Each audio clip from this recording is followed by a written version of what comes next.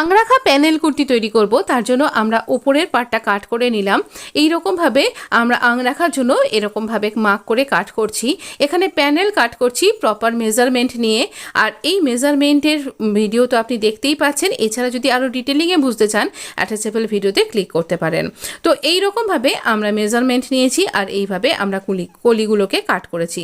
কলিগুলো just একটার ওপর একটা রেখে জয়েন্ট করে নেব।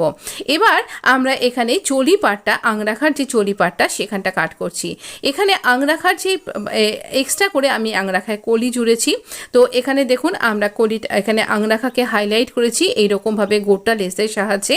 তো এছাড়া পিনট্যাক্স ডিজাইনের সাথে এই ভি নেকটাকে এরকমভাবে প্রপার কাট করব আর এই বায়াস টিপ দিয়ে জুড়ে দেবো। ব্যাক নেকটাকে এইভাবে জুড়ে দিচ্ছি আর এই রকমভাবে আমরা এই নেকটাকে ওভারল্যাপ করে আংরাখা শেপ দিয়ে নিলাম। এখানে ডরি লাটকান তৈরি করে দিলাম আর এইভাবে আমরা স্লিভটাও জুড়ে নেব। আমরা বটম পার্টটা জুড়ে নিচ্ছি। সমস্ত কিছু জুড়ে নেবার পরেই দেখুন এতটা সুন্দর দেখতে লাগছে।